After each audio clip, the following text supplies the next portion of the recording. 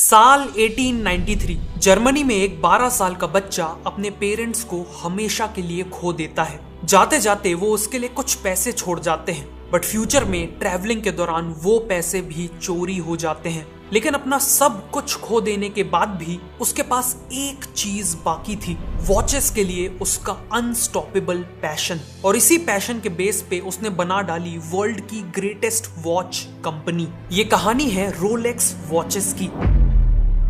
Germany में केवल 12 साल के हांस विल्सडॉर्फ अपने माता पिता की डेथ के बाद एक ऑर्फन बन चुके थे और उनके फ्यूचर में केवल अंधेरा ही अंधेरा था। ऐसे में रिलेटिव्स ने हांस के पेरेंट्स का बिजनेस बेच दिया और उन्हें बोर्डिंग स्कूल में डाल दिया। स्कूल के दौरान उनकी एक स्विट्जरलैंड के लड़के से दोस्ती हुई, जिसने उन्हें स्विट्जरलैंड की वॉच मेकिंग इंडस्ट्री के बारे में बहुत कुछ बताया। और ये सब जान के हांस के अंदर से आवाज आई कि उनका फ्यूचर इसी इंडस्ट्री में है। इसीलिए 1900 में केवल 19 साल की एज में वो जर्मनी छोड़ के स्विट्जरलैंड की ओर निकल पड़े। स्विट्जरलैंड में उन्हें क्यूना कॉटन नाम की एक वॉच मेकिंग कंपनी में जॉब मिल गई। यहाँ उनका काम था डेली कई 100 पॉकेट वॉचेस की एक्यूरेसी को चेक करना। और इसी काम को करते करते उनके अंदर परफेक्ट वॉचेस बनाने का पैशन डेवलप हो गया। 1903 में उन्होंने लंदन जाके सेटल होने का डिसीजन लिया, लेकिन इसी जर्नी में उनके साथ एक बहुत बड़ा हादसा हो गया।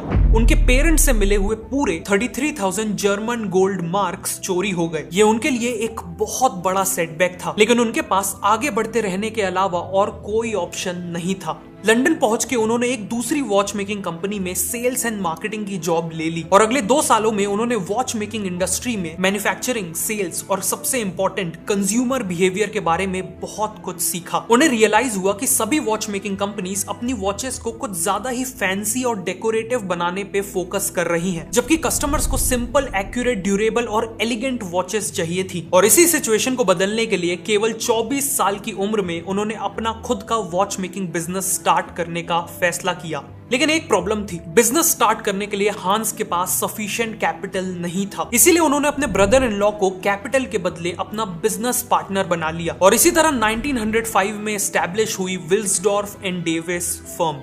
सबसे पहले उन्होंने देखा कि ट्रैवलर्स को एक वॉच कैरी करने की बहुत जरूरत होती है ताकि वो टाइम पे ट्रेन्स या बसेस पकड़ सकें और अपनी डेस्टिनेशन तक टाइम पे पहुंच सकें। इसीलिए उन्होंने स्पेसिफिकली ट्रैवलर्स के लिए पॉकेट वॉच बनाने का फैसला किया। उन्होंने नॉर्मल वॉचेस के कंपैरिजन में इस वॉच का साइज छोटा रखा ताकि ट्रैवलर्स इसे इजिली कैरी कर सकें और साथ में इसका पाउच हाई क्वालिटी लेदर से बनाया ताकि प्रीमियम दिखने के साथ साथ ट्रैवलिंग के दौरान ये टूटे नहीं। उन्होंने इस वॉच का नाम रखा पोर्टफोलियो पॉकेट वॉच और कंपनी के फर्स्ट प्रोडक्ट के हिसाब से ये काफी सक्सेसफुल हुई।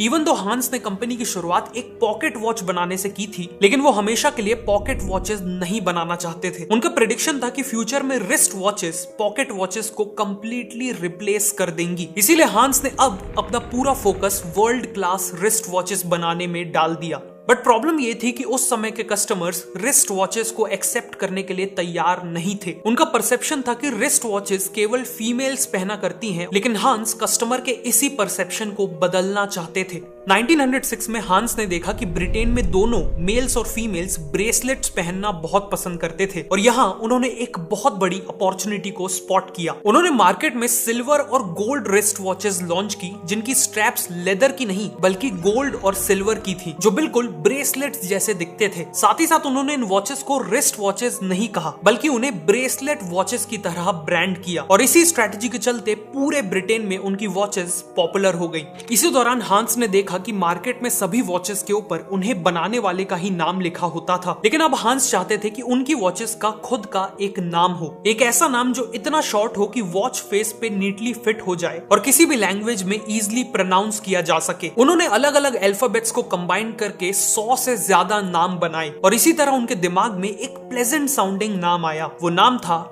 रोलेक्स। 1908 में उन्होंने इसे ट्रेडमार्क करवा लिया। वैसे आज भी रिस्ट वॉचेस केवल टाइम देखने के लिए नहीं बल्कि हमारे ओवरऑल लुक्स और पर्सनैलिटी को इनहेंस करने के लिए भी यूज होती हैं। रोलेक्स वॉचेस की सेल्स तो काफी अच्छी थी, लेकिन उनकी एक्यूरेसी की प्रॉब्लम अभी भी पूरी तरह सॉल्व नहीं हुई थी। एक्चुअली रिस्ट वॉचेस के मूवमेंट्स काफी छोटे होते थे, जिस कारण कोई भी एक परफेक्टली एक्यूरेट मूवमेंट बनाने में सक्सीड नहीं हुआ था। 1910 तक हांस अपनी वॉचेस के मूवमेंट्स को स्विट्जरलैंड से इंपोर्ट करते थे थे। लेकिन अब हांस ने अपना खुद का मूवमेंट बनाने का ठान लिया। उन्होंने अपने आप को हॉरोलॉजी की पढ़ाई में डुबा दिया, पूरी दुनिया के एक्सपर्ट वॉचमेकर्स के साथ मीटिंग्स की और खुद को मूवमेंट्स का एक्सपर्ट बना लिया और फिर डेवलप किया अपना पहला wrist watch movement 15 line calibre 200।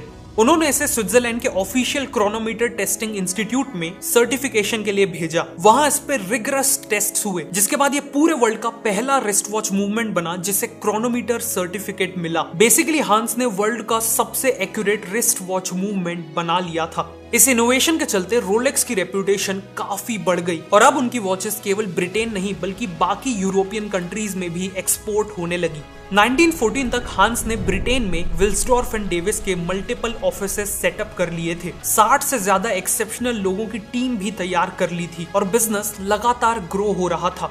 लेकिन फिर एक मेजर इवेंट ने उनकी ग्रोथ स्टोरी में ब्रेक लगा दिया, वर्ल्ड वॉर 1। वॉर का खर्च निकालने के लिए ब्रिटिश गवर्नमेंट ने वॉचेस पे 33% की एक्सपोर्ट ड्यूटी इम्पोज कर दी, जिस कारण रातों रात फॉरेन कॉम्पिटिटर्स के कंपैरिजन में रोलेक्स के प्राइसेस 33% से बढ़ गए और उनकी सेल्स क्रैश हो गई।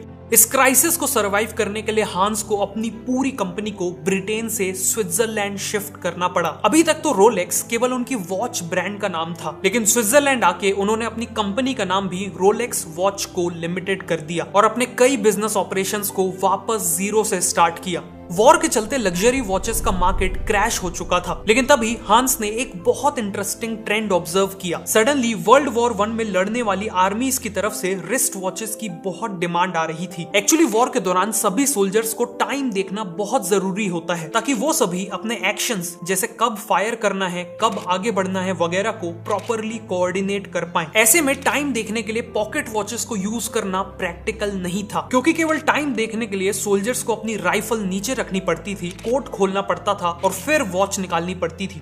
इसीलिए आर्मीज रिस्ट वॉचेस पे शिफ्ट होने लगी, जिसमें टाइम देखना बहुत आसान था। इसे देखते हुए रोलेक्स ने सोल्जर्स के लिए अपनी ट्रेंच वॉचेस लॉन्च की। इन वॉचेस का ग्लास अनब्रेकेबल था और बॉडी काफी स्ट्रॉन्ग थी और इसमें लुमिनेसेंट रेडियम आवर हैंड दिया हुआ था ताकि लो लाइट में भी सोल्जर्स टाइम देख सके। इन्हीं ट्रेंच वॉचेस ने रोलेक्स को वॉर के दौरान भी अच्छा बिजनेस करने में हेल्प किया।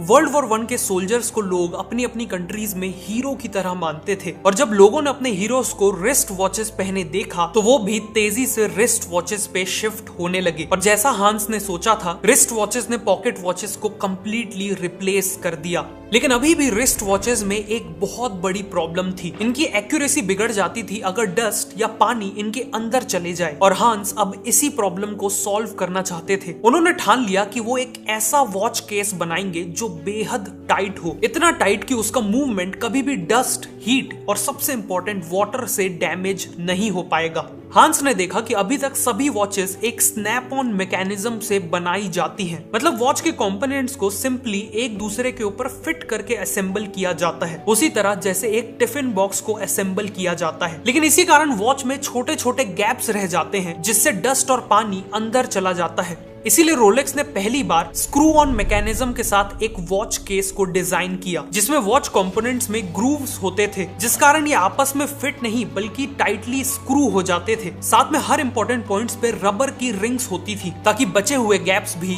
फिल हो जाएं। फाइनली इस वॉच का वाइंडिंग क्राउन एक सबमरीन के हैच की तरह पूरी बॉडी को आपस में टाइटली सील कर देता था। ये वॉच बिल्कुल एक ऑयस्टर की तरह बिना किसी इंटरनल डैमेज के अनलिमिटेड समय तक पानी के अंदर रह सकती थी और इसीलिए इसका नाम पड़ा ऑयस्टर, द रोलेक्स ऑयस्टर।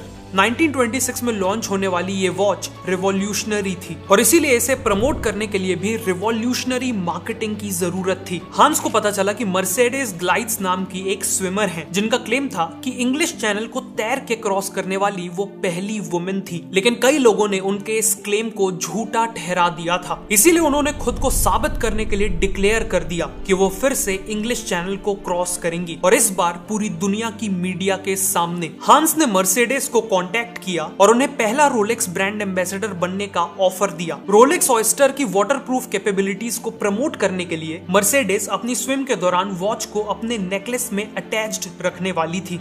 उनके अटेम्प्ट की शुरुआत काफी अच्छी हुई और करीब 10 घंटे तक तैरने के बाद उन्होंने इंग्लिश चैनल का करीब 80% डिस्टेंस कवर कर लिया, लेकिन अनफॉर्चुनेटली उसके बाद वो एग्जॉस्ट हो चुकी थी, इसीलिए उन्हें तभी ही रेस्क्यू कर लिया गया। उनकी स्विम तो सक्सेसफुल नहीं हुई, लेकिन रोलेक्स ऑयस्टर को जब चेक किया गया तो वो परफेक्टली वर्किंग कंडीशन में थी। अनसक्सेसफुल अटेम्प्ट के बाद भी मर्सिडीज ग्लाइड्स अपने एफर्ट्स के चलते चारों तरफ पॉपुलर हो गई और उनके साथ साथ पॉपुलर हुई वर्ल्ड की पहली वाटरप्रूफ वॉच रोलेक्स ऑयस्टर। हांस ने मर्सिडीज और रोलेक्स को अपने एड्स में भी एक साथ दिखाया।